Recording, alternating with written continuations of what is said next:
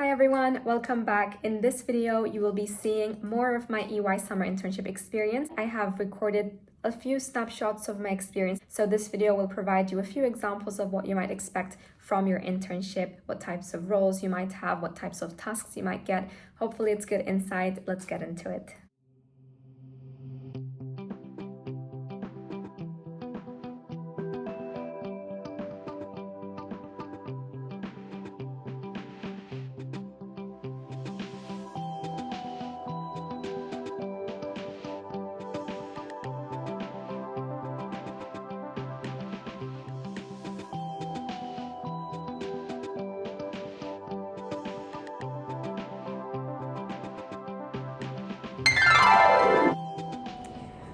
Hi guys, so I messaged the strategy team, which I'm going to be transferring to, and I asked them whether they would want me to do any extra research over the weekend. I said that I was more than happy to do that because we have a long weekend anyway. As I mentioned, it's bank holiday on Monday. I just want to take a quick pause here. As you heard, I was asking whether there could be any work that I could do over the bank holiday, and at the time, I was very keen to show myself and I wanted to really help the team, and I genuinely wanted to do that learning, and I'm sure there's a lot of you out there who are the same. However, I would want you to, from earlier on, preach and practice to protect your time and to respect your time, because if you do not respect it, others won't too, and you'll repeatedly be falling into this cycle of receiving so much work that you're going to have to work evenings and weekends, and then it's going to therefore impact your well-being as well. So from earlier on, just know your boundaries and set those boundaries. And I just wanted to come and say this because I didn't want you to have the expectation that to impress or to be a good employee that you had to ask such questions and be willing to do overtime. There's no such expectation, and you shouldn't be the one to set those expectations of yourself. So I'm gonna have a call with someone from the strategy team now. I think they're gonna brief me about the projects and what I will be doing, etc. So let's see, I'll update.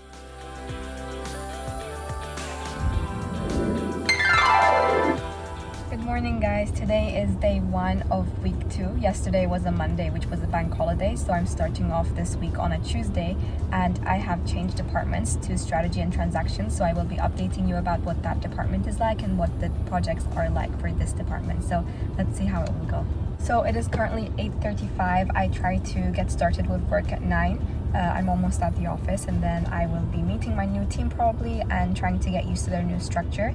I will still attend the 10 a.m. meeting for the technology consulting team to receive the feedback and also continue working on those projects and update my parts based on the feedback. So I will most likely do that after I finished work with the SAT strategy and transactions department, and then do those work on the feedback at home at night. We're supporting the development of a new public sector organization, so there are 2 streams of research being conducted. One is primary research, so that's phoning local startups for relevant information, and the second one is secondary research, which I'm doing. So my task is basically to assess the supply and demand and then assess the gap, the size of the gap there. So I look at direct and indirect funds available for companies and how much that is utilized. My tasks as part of the strategy and transactions team, which I moved to in this week, were very interesting. And unlike first week where I was supporting little bits here and there, I was now a part of a big, wider project. So all of my efforts were on this one thing. As well as the big project that I was working on, I was also receiving some smaller tasks. So when you also do your internships or generally go into the consulting world, expect that even though you might have one big project to work on, you'll most likely receive other smaller projects. That doesn't necessarily have to come from the manager you're directly working with. They might also give you work because I'm sure that they'll also be working on multiple projects, but it might also come from another manager that you have met and you have networked with.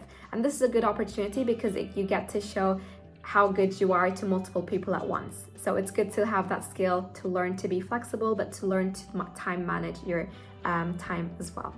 So the other task that I was given was to research job descriptions on, for example, LinkedIn around agile working. So basically what I had to do was go through job descriptions and look for terms like agile working, agile coach, scrum master, etc. And the idea was to identify companies, not too small, but companies medium to large size who would be able to afford EY's agile transformation type projects.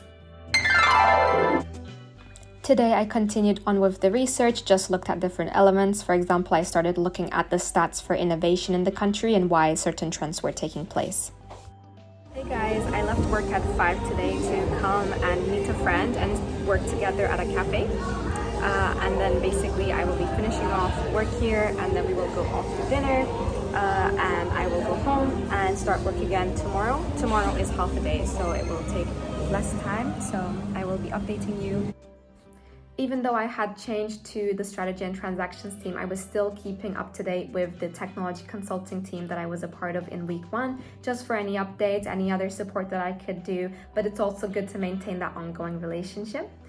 Just something interesting so that you can have insight into other types of projects that you could be involved in. They had a client who was basically sending out emails one by one, and obviously that is not very efficient. It's very time consuming. So as part of EY's role, they were going in and consulting them on how to create an automated system to do this in a more automated way. One other example of a project that they were supporting with was they were supporting an organization in creating a internal finance tracking system. So that's another example of a project that you might be involved in, especially if you're aligned to technology consulting type teams.